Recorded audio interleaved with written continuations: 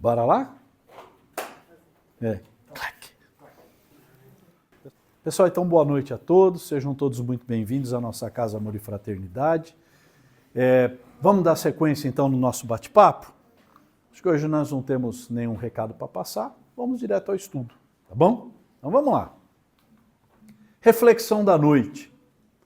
Uma frase do Chico bastante conhecida, né? E ele diz o seguinte para a gente: o Cristo não pediu muita coisa, não exigiu que as pessoas escalassem o Everest ou fizessem grandes sacrifícios. Ele só pediu que nos amássemos uns aos outros. E eu acho que hoje em dia está mais fácil escalar o Everest, né?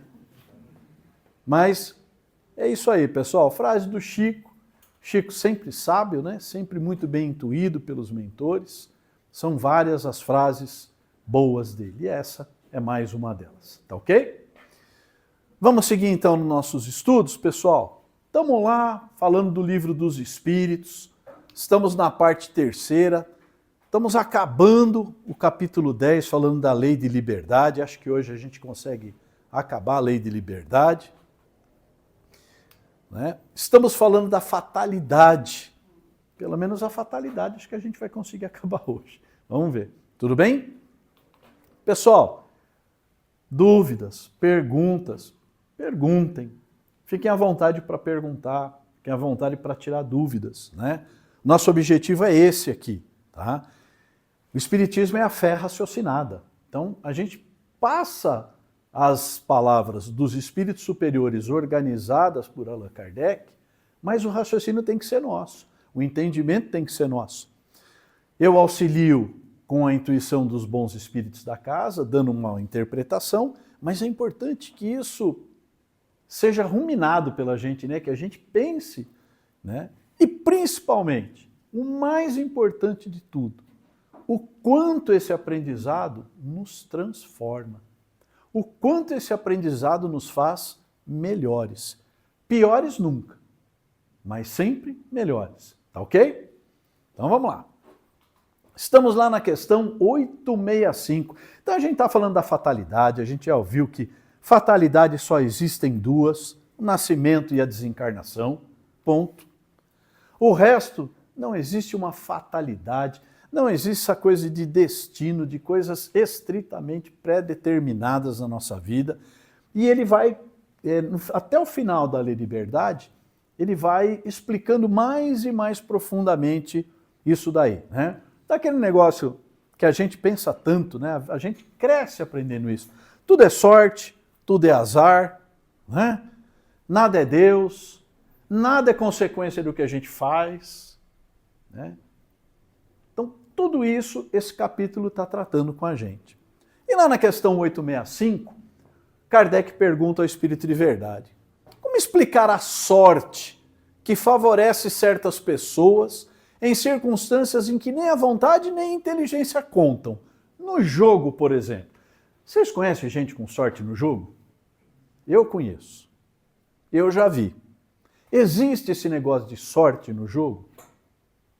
Existe. Nós vamos ver isso. Mas, pessoal, tudo existe dentro das leis divinas.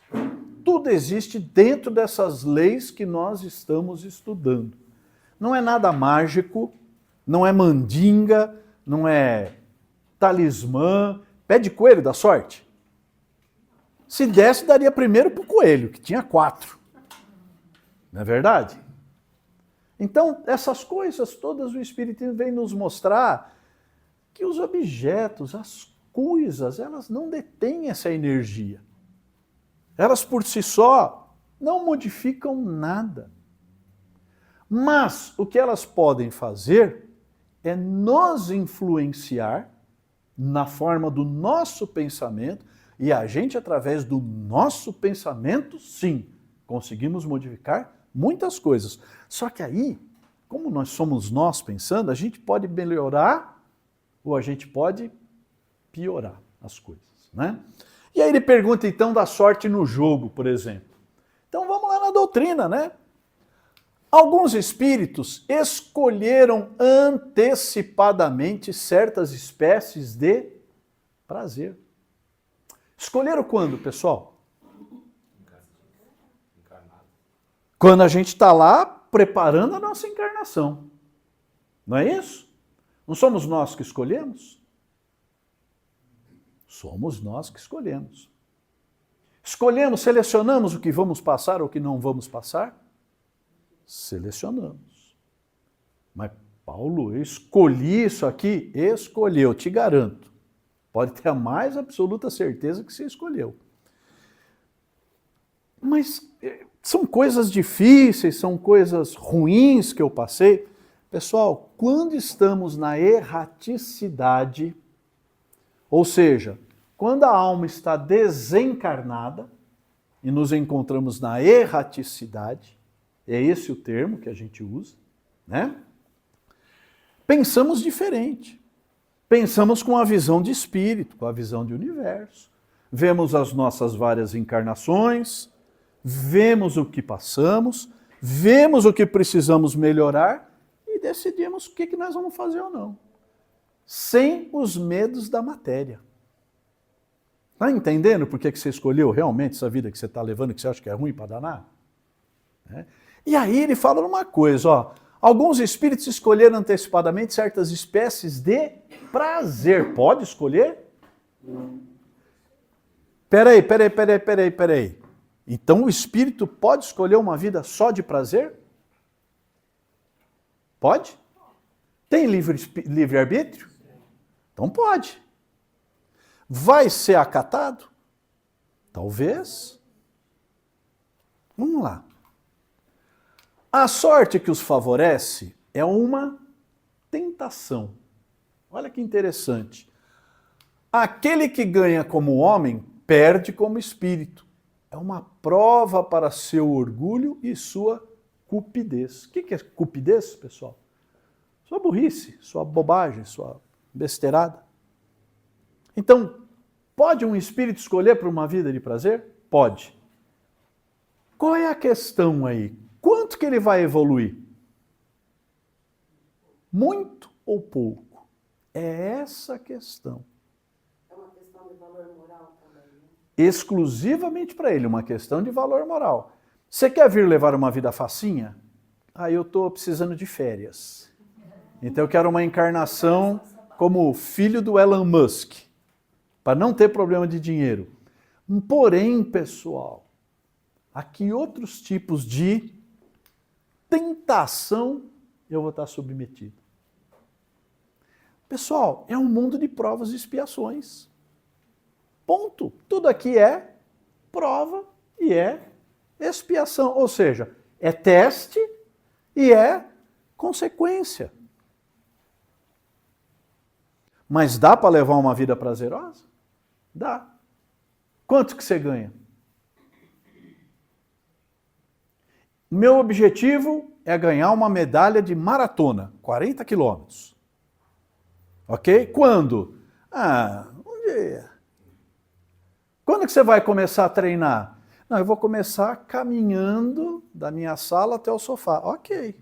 Quanto tempo você vai levar para ganhar a maratona? O espírito é a mesma coisa, pessoal. O espírito é obrigado a alguma coisa? Só os muito perturbados e muito infelizes que não têm capacidade de escolha. O livre-arbítrio, ele entra nessa parte? Perfeitamente. Ele vai decidir o que realmente ele quer e o que deseja. Ó, Andréia, legal. O livre-arbítrio não é uma lei de Deus? Sim. Tem alguma outra lei de Deus que seja contra a outra lei de Deus? Todas elas têm que se igualar. Então, exatamente, ele tem o livre-arbítrio. Mas o que você quer, filho? Você quer avançar 1000 anos numa encarnação ou 10 minutos? Aí eu vou de 10 minutos, que é mais sossegado, mais tranquilo. Não. Estão entendendo? Então, veja, é uma prova, é uma forma de prova. Eu quero ter essa tentação. E como vai ser a conduta moral dele em face dessa tentação? É isso que vai valer. Gente, para a espiritualidade, se ele ganha no jogo, se ele perde no jogo, se ele vai ficar rico, se ele não vai ficar, na verdade não importa. O que é que realmente importa? É o que ele vai aprender com isso, o que ele vai evoluir com isso. Ok? Vamos seguir. 866. Então, a fatalidade que parece presidir aos destinos materiais de nossa vida seria ainda efeito de nosso livre-arbítrio? O que vocês acham? Ó, então quer dizer que essa fatalidade, as coisas que vão acontecer na nossa vida, são efeito do nosso livre-arbítrio? Porque a lei do livre-arbítrio está aí. Né? Olha que interessante. Quem que escolheu passar por isso? Você mesmo, eu mesmo, nós mesmos. Portanto, é resultado do nosso livre-arbítrio. Né? Na hora de escolher as provas da encarnação, somos, como somos aqui, pessoal, aconselhados. O que é que um bom espírito pode fazer por nós aqui encarnados? Olha, imagina aqui, né, espiritualidade presente, fala assim, nossa, olha lá, a Patrícia está com o vício do álcool, tira, fuf. É isso? Não existe milagre. Lei de trabalho, lei de merecimento, todas elas têm que andar junto. Ok? Então a espiritualidade, ela nos, como a gente viu lá atrás, aconselha, nos orienta, nos conforta para a luta, mas não resolve nossos problemas, não. Ok? Quem tem que resolver os nossos problemas somos nós mesmos. Legal? Vamos ver mais aqui. Então, nós mesmos escolhemos a nossa prova. Quanto mais rude ela for e melhor eu suportar, mais eu vou evoluir.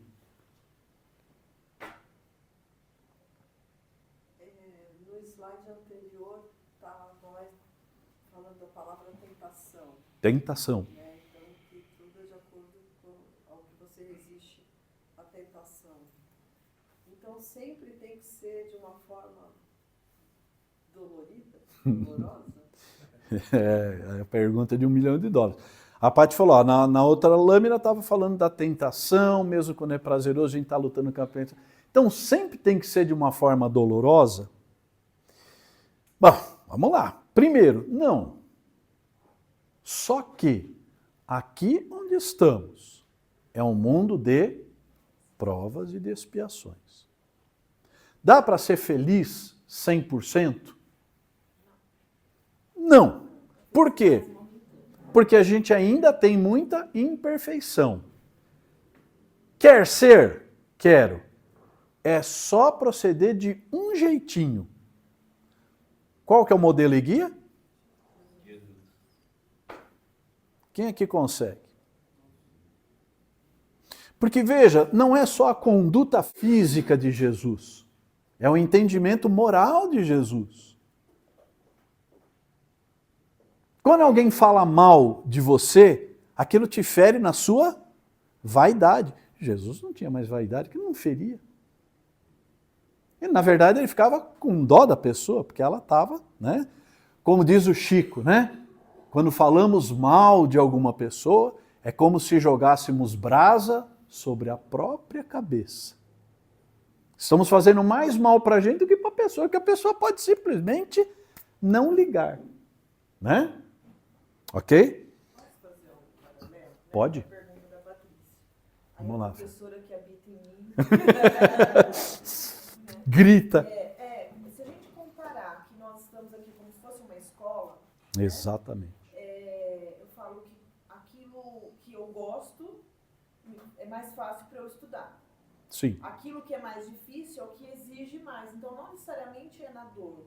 Mas quando eu entendo que aquilo é a minha necessidade, vai exigir maior dedicação, mas não é dor.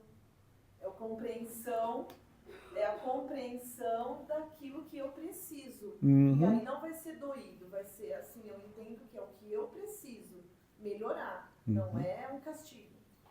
É isso aí. Entenderam? Vamos dar um exemplinho do dia a dia? Todo mundo aqui gosta de praia. Ainda mais num dia frio que nem hoje, né? Então, mas você está num lugar, no litoral norte, e para chegar naquela praia maravilhosa, deserta, de areia branca, de água morna, você precisa o quê? Subir uma picada no morro de meia hora, descer uma picada no morro de meia hora. Mas você sabe que a recompensa está lá. É mais ou menos assim, né? Podemos evitar as dores? A gente viu lá atrás que podemos. Basta o quê? Aprender rápido, gente. A gente brinca, né? Ultimamente eu tenho perdoado meus inimigos, nem que seja para não ter que mais voltar para cá. Não adianta muito assim, né? Só para evitar mais conflito. Na verdade, você tem que perdoar, porque você entendeu que o mais infeliz é ele, né? Mas é assim que a gente pensa, tá? Aqueles que passam sua vida na abundância e na felicidade humana, olha o termo, são espíritos covardes que permanecem estacionários. Então eu posso optar por uma vidinha chaptura? Posso. Então isso não pode ser uma recompensa, uma vida mais tranquila? Olha, então, boa pergunta. Pode ser uma recompensa de uma vida... A recompensa do mérito do trabalho e da evolução é o quê? Luz. Porque a gente está pensando na matéria, né? Ah, eu queria umas férias na praia do céu da erraticidade. Tem praia em nosso lar? Não, mas tem a região do lago, lá tem... Mas é diferente, pessoal, não temos lá essa necessidade. É porque a impressão que eu tenho aqui com a cabeça que a gente tem aqui na Terra, né, que aqueles que passam sua vida com abundância e mais felicidade são mais merecedores, né? Que são mais poupados de sofrimentos. São mais felizes, né? Ó, lembra que a gente viu? Qual é a maior das provas? A da riqueza. Aquele que podendo fazer o bem e não faz o bem. Se eu tiver 20 milhões de reais no banco podendo fazer o bem e não faço, quanto de mal eu estou fazendo? Então é uma ilusão. Por isso que ele está falando, quem escolhe, aqui ele está falando de quem escolheu, né? Essa vida de tranquilidade e calma. Ele é um covarde. Mas não leve nesse termo tão pesado. Ele é um covarde porque é o seguinte, ele não quer crescer. Ele vai estacionar. Mas né? todo mundo quando vem com missões, né? Que são desafios de evolução, né? Quando a gente fala, bom, eu vou reencarnar lá no plano espiritual, eu tenho um objetivo de evolução, né? E vir para evoluir. Se eu venho uma vida covarde, né? Se eu determino, como é que fica o meu plano de evolução? Como é que, então ok, eu vou encarnar e eu não vou dar, só vou dar um passinho, nem isso? Tem que estar, mas mesmo assim... Estacionário. Sim, mas a minha dúvida é, nós temos como objetivo vir, né? Porque tem muita gente que gostaria e não reencarna, porque entende que a reencarnação é uma possibilidade de evolução, de vir melhorar algo. E como que se é permitido vir e estacionar? Tudo bem, tem o livre-arbítrio. Livre-arbítrio. É aconselhado? Não. É. É aconselhado? Falou, não, olha, faz assim, faz assado. Não, eu quero tirar eu quero tirar uma reencarnação sabática. Olha, Perdeu a oportunidade de dar mais um passo. Perdeu uma oportunidade de dar um passo mais largo, né? Porque, lembra, ninguém retroage, pessoal. Ninguém anda para trás. Todos nós estamos sem evolução. Mas você pode avançar a passos largos, você pode. É nesses termos que ele está falando, que é uma atitude covarde. Você já está lá. Você já está vivendo. Abraça, né? E veja, só um segundinho. Não, tudo bem. Aqui primeiro, peraí, fala. Não, o que você falou, eu acompanho alguns atores de Hollywood, não lembro o nome de nenhum deles que eu acompanho. O cara é milionário, só que ele leva uma vida simples, ele doa toda a fortuna dele, não tem luxo nenhum. Keanu Reeves? Esse é um. Um deles, Uhum. um deles, eu acompanho. E nesse caso? Tá passando numa prova maravilhosa, vai sair bem. Vai sair muito São bem. poucos, né? Assim, Muito no mundo em poucos. si são poucos. Muito Desse poucos. nível que ajuda, na verdade. Exatamente. Tá, vai se sair muito bem. É isso, pessoal. Depende como é que a gente encara as coisas, como é que a gente lida com isso. O que nós aprendemos com isso, né? Mas é isso aí. Se eu predeterminei a minha prova lá, eu já não sei a resposta dela. Você adiantou a questão da pera. Kardec fez exatamente a mesma pergunta. Vamos chegar nela. Vou correr aqui para chegar nela. Tudo bem até aqui? A gente estaciona. Ó, mais uma coisa que a gente precisa lembrar, quando a gente está fora da carne, a forma de pensar é outra, pessoal.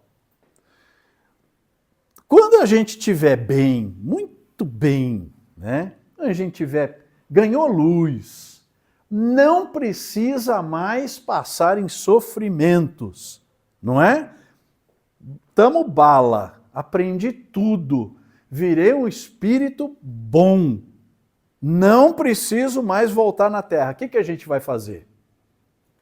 A gente vai pedir para voltar na Terra, para ir atrás daqueles que a gente ama que ficou para trás. Simples assim.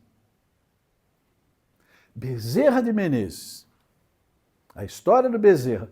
Quando completou 50 anos de desencarnado, houve uma festa grandiosa em nosso lar.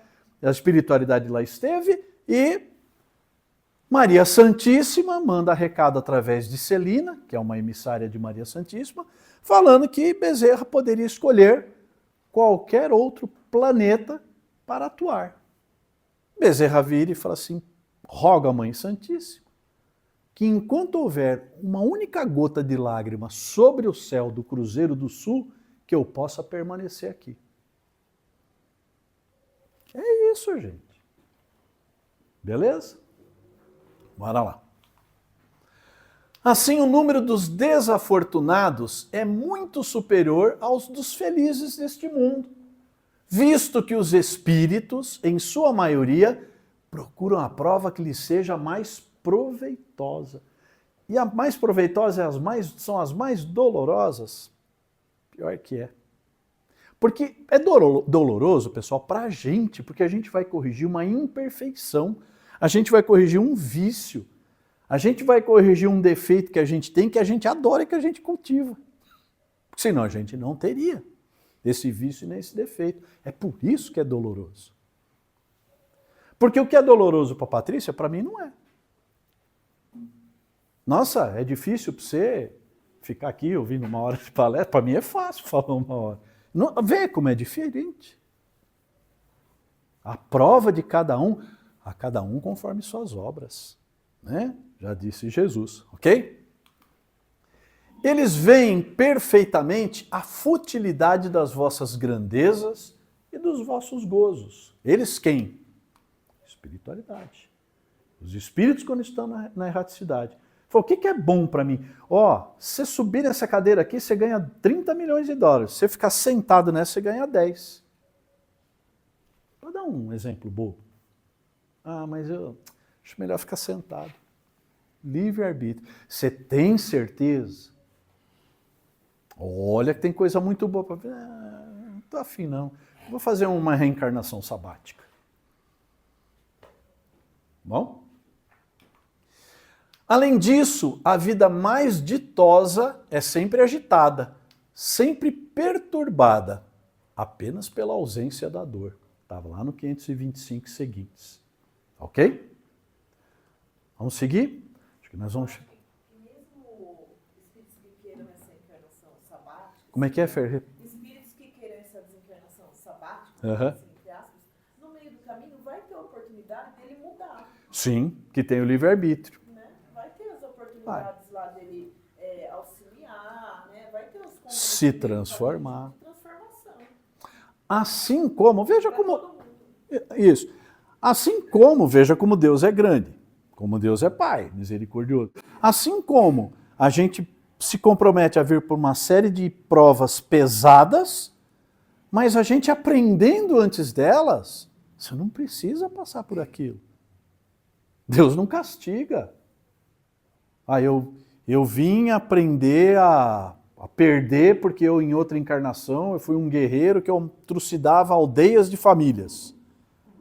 Então você veio aqui para perder o pai, a mãe, o filho, o irmão, não sei. Quando você está na infância ou na adolescência, você perde um animal de estimação e aquilo te transforma, pode ser? Pronto. Aprendida a lição, não precisa de ser judiado. Né? É lógico que tem as consequências, tal, mas só para dar um exemplo.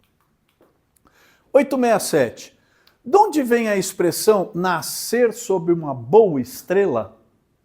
Isso é uma frase antiga, né? E o Kardec pergunta lá, por que essa expressão nascer sob uma boa estrela? Ele fala, é uma antiga superstição que ligava as estrelas ao destino de cada homem. É só uma curiosidade, né? É uma alegoria que algumas pessoas tolamente tomam ao pé da letra. Então, pessoal, na verdade, ninguém nasce sob uma boa estrela. Não existe sorte. Existe programação encarnatória. Podemos nos programar para vir numa coisa leve? Podemos. É perda de tempo, como dizem, né? É desperdiçar uma ótima oportunidade de encarnação. Pessoal, é fácil reencarnar? É fácil? Dificílimo. Mas não pode ser, voltando de novo, Vamos lá. tecla. Vamos voltar lá. Não pode ser, talvez, que você tenha, então, uma vida mais confortável e melhor, porque você também tem poucas coisas daí a espiar, porque você já aprendeu o que tinha que aprender, que nem você pode mudar o seu destino se você se melhorar e não ter mais que passar por determinadas expiações, e com isso você tem uma vida mais feliz. Entenderam? No fundo, está falando, então não é exatamente, já que você foi bem, você está indo bem, é por isso que você tem uma vida mais confortável. Então, tem toda a razão. Só que é o seguinte, quem já aprendeu, quem já evoluiu, precisa de quanto para ser feliz? Muito pouco. Muito pouco. Eu não estou falando Então, de dinheiro só, estou falando de conforto material, passar pelas agruras de da felicidades. O Bezerra da Silva, se fosse reencarnar. Pois é. E ele teve uma vida difícil, né? vida, entendeu? Sim, Eu tô falando pode. de uma vida, de uma forma geral, sem grandes expiações. Então, não só financeira, mas uma vida tranquila. Pode, perfeitamente. Mas com certeza você vai trabalhar bastante, mesmo que você não sofra. Mas vai ter uma vida dedicada a auxiliar os outros. Porque o nível que você adquiriu de mérito, de merecimento, ele faz com que você queira isso. Não uma vida inútil. Tá, mas sem Feliz, sofrimentos. sim. Tem muita gente assim.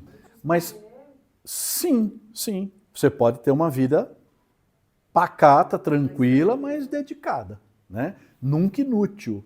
Né?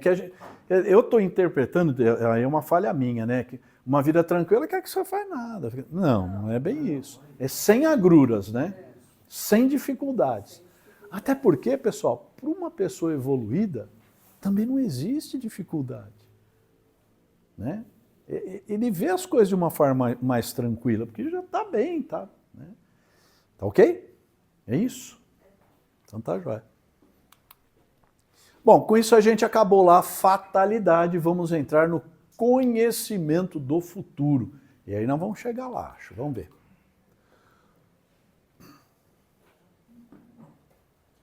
E agora? Futuro pode ser revelado ao homem? Essa é a pergunta que todo mundo quer fazer na casa espírita, na casa espiritualista, no tarô, no jogo de búzios, que mais? No pêndulo. Conheci gente que não tomava uma decisão se não balançasse um pêndulo. O copo, a brincadeira do copo. E aí, pessoal, futuro pode ser revelado ao homem? Vocês vão se surpreender, mas calma.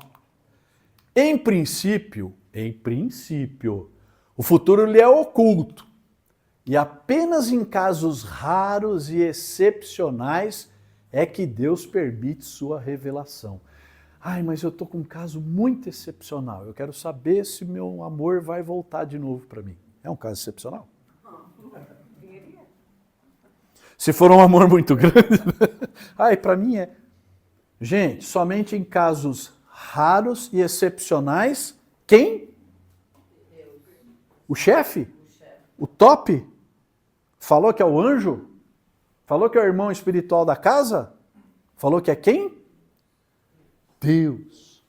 É uma decisão lá de cima, ok? Em raros casos, né?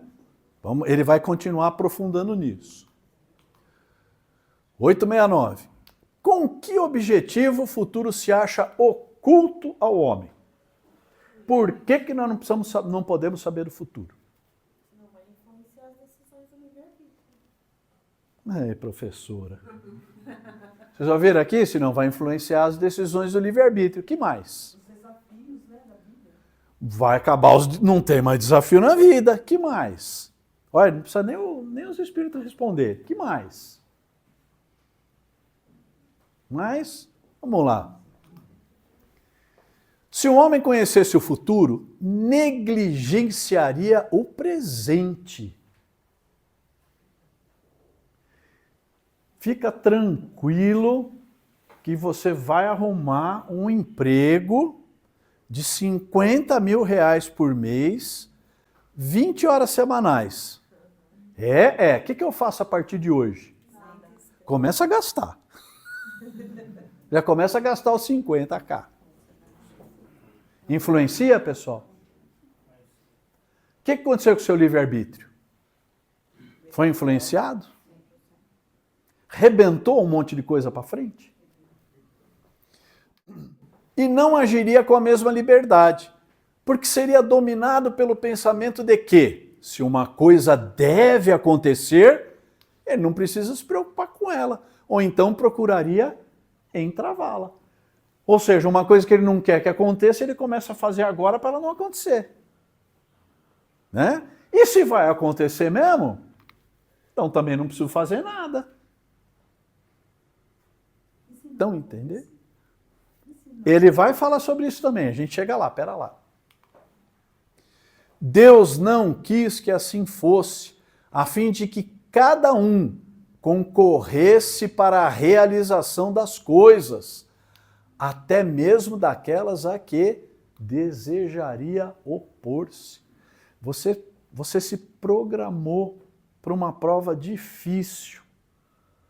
Chega no meio do caminho e fala, acho melhor não. Você já sabe que ela vai acontecer. O que você começa a fazer? Trabalhar contra. Né? Então, pessoal, não, a grosso modo, não tem esse negócio de predição de futuro. A internet está lotada de médiums que profetizam o futuro. Gente já quis falar que o Chico Xavier profetizou o futuro. Nunca.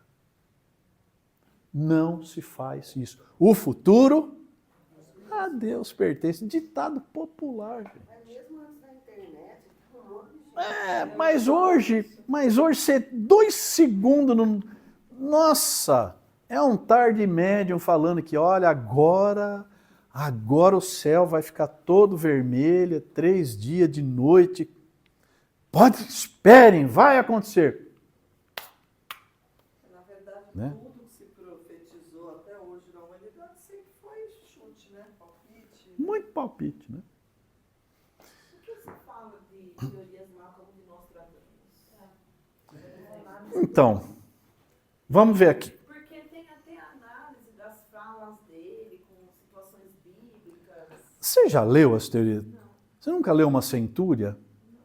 Quando o grande urso abraçar a águia que voa no lago sertanejo, fala, olha, é a Rússia com os Estados Unidos, lá no lago não sei o que vai ter a terceira guerra. É muito ampla a interpretação. É muita conta de chegar. É muito. É a mesma coisa se passar no irmão. Meu pai que desencarnou está bem? Quando as estrelas do céu tocam o horizonte infinito, tá, mas e aí? Né? Então é muita conta de chegar. Mas existem coisas que vão ser reveladas, casos excepcionais. Vamos ver quando. Deus não quis que assim fosse. Então. Assim, tu mesmo preparas frequentemente, sem os suspeitares, os acontecimentos que sobrevirão no decorrer da tua vida. Olha que interessante isso daqui. Quem é que faz o teu futuro? Nós mesmos. Quando? Agora. Por isso que a gente fala, né? Se é para rir, ria hoje. Se é para fazer, faça hoje. Se for fazer, faça agora. Porque o agora você está construindo o teu amanhã. Né? O que o Chico falava? Até ia ser a frase da noite, né? Mudei, não sei porque que eu mudei na natureza. Embora ninguém possa voltar atrás e consertar os erros do passado, todos nós podemos começar hoje e fazer um novo amanhã. Como é que era a frase lá, Paty, que você falou? De não ter medo de recomeços, porque às vezes você pode gostar mais da sua nova história. Ah, que maravilha. Não, uma coisa que a gente leu hoje lá. Não tenha medo do recomeço, porque você pode gostar muito mais dessa vida nova que você está reconstruindo. Olha que bonito. Não é? Se é útil que o futuro esteja oculto, por que algumas vezes Deus permite sua revelação? Algumas vezes. Assim é, quando este conhecimento prévio deve facilitar a realização de uma coisa, em vez de entravá-la, obrigando a agir diferentemente do que se faria sem ele. Eu pensei bastante, não é que a gente acha um exemplo disso, tem vários. Aparições de Maria, por exemplo, as aparições que eles falam, que as crianças viram, da Virgem Maria, que ela traz algumas coisas, na verdade. Isso também seria tudo falso? Não. Mas seriam coisas que ali ele permitiu que fossem ditas. Então, Sim. Foram revelações, não foram muito de futuro. Pediu o quê? A consagração da Rússia para o coração de Nossa Senhora, ou seja, que a Rússia não tornasse um país ateu. É muito discutido isso, hein? A época foi algo muito difícil, que a gente orasse o rosário, que mais? E tem lá o terceiro segredo de Fátima, que até hoje ninguém revelou, que ninguém sabe. Só o pessoal lá do Vaticano. Mas, veja, não foram revelações de futuro, foram pedidos de Nossa Senhora, né? Mas vamos ver, revelações de futuro. Quantas invenções surgiram do nada? Vocês já ouviram a história de Santos Dumont? Santos Dumont não foi só o pai da aviação. Ele inventou um monte de coisa, relógio de bolso, de pulso, para ele poder voar, correr. Ele inventou um monte de coisa. Gente, era um cara inspirado, que trouxe coisas, revelações de futuro para agilizar, né? Da Vinci. Né? Eu não lembro agora do nome do cientista que, não é que ele inventou, que organizou a tabela periódica. Não lembro o nome do químico. Todos os elementos, hoje, eles são muito bem organizados. Nenhum cientista conseguia botar ordem naqueles elementos, porque era tipo de elemento, número atômico, número de elétrons, número de prótons. E teve um cientista, que agora não me recordo o nome, que ele se fechou no laboratório dele, 3 dias e 3 noites, não conseguiu, teve o quê? Um colapso nervoso, dormiu, desmaiou e acordou com a tabela periódica dos elementos pronta. Não é uma revelação de futuro? O que isso fez? Um avançar muito grande na humanidade. Né? Legal? É ainda, frequentemente, uma prova. Quando Deus permite uma revelação. É uma prova. A perspectiva de um acontecimento pode despertar ideias mais ou menos boas. Né? O próprio Apocalipse, né, de João, né, no Evangelho de João, São João, já leram o Apocalipse? É uma descrição de futuro que assusta. Apocalíptica. Né?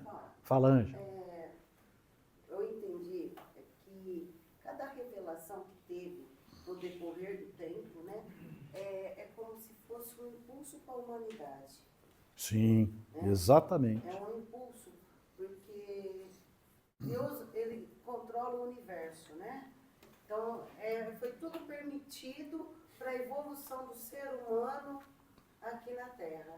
Isso. Seria bem isso. Exatamente. Lenta e gradual, né? Vão se surgindo grandes descobertas, algumas revelações de futuro, que vão fazendo com que a humanidade cresça e evolua mais rápido. Né? Tá? Inclusive, né, pessoal, quando ele fala ideias mais ou menos boas, até as próprias revelações de guerra, né? Você falou de Fátima, Fátima falou que viria uma terceira guerra mundial. Tinha acabado de sair da primeira. E ela falou, ainda virá. É uma revelação de futuro para fazer o quê? Acorda, vocês vão de novo entrar numa guerra mundial? E o que a gente fez? Você vai lá e entrou numa terceira guerra, numa segunda. Será que nós vamos para uma terceira? Muito provavelmente. Bom, nunca paramos de estar em guerra, hein, pessoal? Nunca se parou. O planeta nunca esteve 100% em paz. Sempre tem uma guerra itinerante por aí. Felizmente. Se um homem ficar sabendo, por exemplo, que receberá uma herança com a qual não conta, poderá ser instigado pelo sentimento de cobiça, pelo prazer de aumentar seus gozos terrenos, pelo desejo de possuir mais depressa, desejando talvez a morte daquele que lhe deva deixar a sua fortuna. Desejando e causando. Causar, a gente já vê causar, não só desejar, né, Nelson? Muita gente andou causando. Muita gente andou causando. Né? Então, imagina, a gente supõe, né, que um dia a gente vai receber uma casinha de herança, alguma coisa, né? Eu não tenho nada para receber. Mas imagina uma pessoa que tem muito dinheiro. Né? O filho do Bill Gates. Ele tem uma expectativa, né? E aquilo vai mudar o comportamento de vida dele. Ele não precisa batalhar que nem a gente. Concorda? Então, você comparou uma casinha, né? De repente a pessoa que financeiramente está estabilizada, que tem mais, parece que essa questão de herança dá muito mais confusão do que aquele que tem só a casinha. Não é? A casinha, os caras dividem em 8 irmãos, vende, dá R$1.000 para cada um e está tudo certo. Os caras que têm milhões, é a ganância, né? É a prova da ganância, pessoal. É a tentação da abundância que ele falou lá. Né? É isso aí. Ou então, essa perspectiva nele despertará bons sentimentos e pensamentos generosos. Está falando dos dois tipos, né? Se a predição, olha o que a André falou lá, ó, se não acontecer, se a predição não se realizar, é uma outra prova, a da maneira pela qual suportará a decepção. Vocês já ouviram aquele ditado que fala que Deus escreve reto por linhas tortas? Pessoal, nada é inútil. Para a espiritualidade, nada é inútil, nada é sem sentido, nada é desperdício. No universo é assim, na natureza é assim e na nossa evolução é assim. Porque tudo segue a mesma lei. Ok? Mas nem por isso terá menos mérito ou demérito pelos pensamentos bons ou maus que a crença no acontecimento tenha feito nascer em si. E veja então, aí ele conclui, independente do que acontecer, o mérito do que ele pensar continua sendo só dele. Ou seja, é evolução, é um passinho lá, um passinho cá. É uma melhoria grande ou uma melhoria pequena. Ok?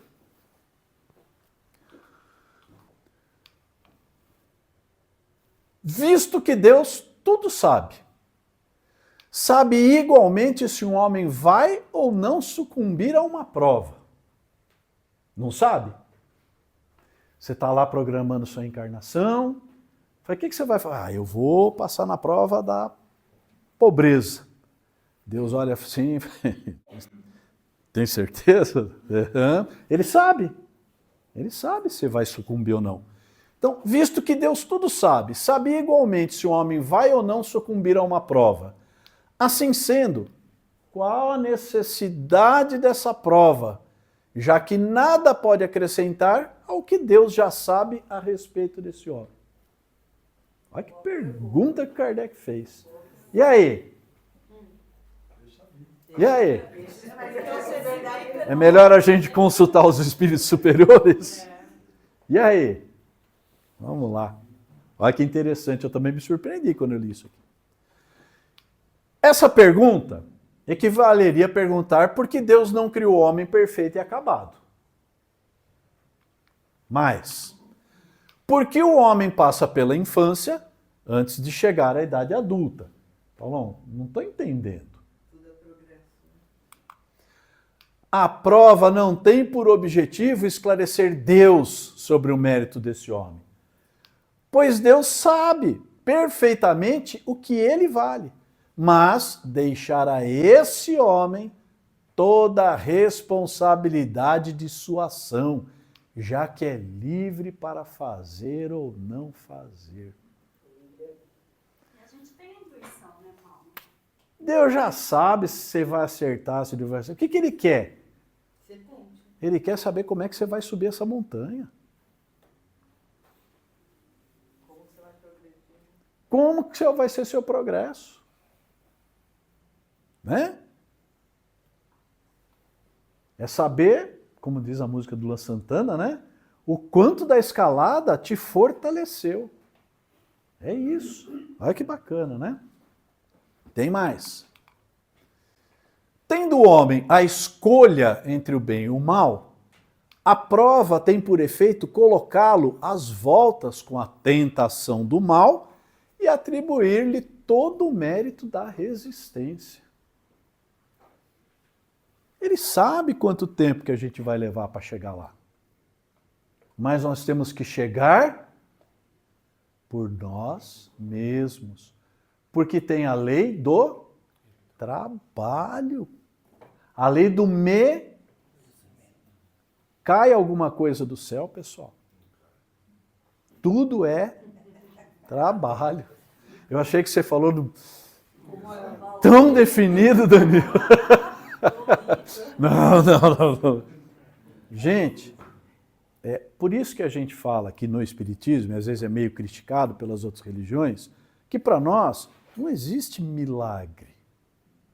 Milagre nessa concepção de que eu sou um cara ruim, preguiçoso, vagabundo, eu faço uma promessa, peço um milagre e Deus me dá tudo o que eu quero. Isso é contrário à lei de Deus. É contrário à lei de justiça. É justo para o que trabalha? Não. É contrário à lei do trabalho. É contrário à lei do merecimento. Logo, não vai acontecer. Né? Nossa, vocês são hereges. Não. Ora, embora Deus saiba muito bem, antecipadamente, se ele terá êxito ou não, não pode, na sua justiça, olha que interessante, puni-lo nem recompensá-lo por um ato que não foi praticado. Ou seja, se Deus te desse... É a velha história do irmão espiritual. Irmão, eu caso, eu compro uma bicicleta. Ah, filho, compra uma bicicleta. Né? Compra uma bicicleta. Aí você compra a bicicleta, é infeliz, a culpa é de quem? Do irmão espiritual. Mas espera. Né? Ih, pronto. Não esquece a bicicleta. Vamos lá. Não, eu tô antes. Você está na outra questão ainda. A Paty hoje está meio... Ela está meio devagar. Tá. Você está lá na tentação ainda. Não, Você está no que o Danilo falou. É verdade. É difícil. Não, esqueci o que eu ia falar. Não, que Deus também sabe se a gente vai sucumbir ou não. Sabe? Ele sabe a nossa capacidade de passar com louvor Sim. a uma prova ou não também, não é? Sim. Sabe? Por isso que falou, ele sabe se a gente vai acertar ou não. O que é importante para ele? É o que a gente tentou, é o nosso ato, é a nossa prática. Eu fiz ou eu não fiz? Eu tentei ou eu desisti? Então, mas se a gente tem um livre-arbítrio, como é que ele sabe antes? Essa é a minha pergunta. Aí você vai. Entendeu? Aí a sua próxima pergunta vai assim: por que Deus nos criou? Vai perguntar para ele quando você estiver lá no plano superior. Essas são aquelas perguntas que não temos resposta. É o tal do sentido da vida, né? Por que a gente vive? A gente sabe que a gente vive para evoluir, mas para que Deus nos criou? Não é essa. Né? Não, é parecida. Mas se a gente pensar assim, ó, ele criou pensando que todo mundo evolua, né? Você fala assim, ele já sabe que vai sucumbir. A professora que eu me entendi, eu falo assim, mais vale uma prova que o aluno tirou 1, mas ele tentou e a gente viu que errou no meio do caminho, sabe qual é a dificuldade para poder ajudá-lo, do que o que gabaritou rolando. Pronto, falou a professora. Faz favor. Ô Fer, você tá melhor, velho. Vai aqui. Exatamente. Aquele que tirou 10, Exatamente. mas o que ele aprendeu com aquilo? Exatamente. Olha, ele fez a equação ele sabe, mas ele errou tabuada. Então ele precisa aprender tabuada. É isso que Deus quer. Então vamos aprender. Aí na próxima ele fala, ele sabe a equação, mas ele não sabe dar um nome. E vai indo. É isso aí, evolução.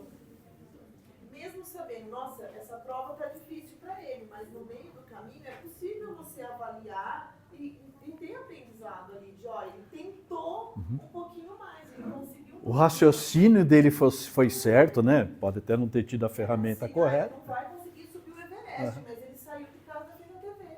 Beleza. Isso aí.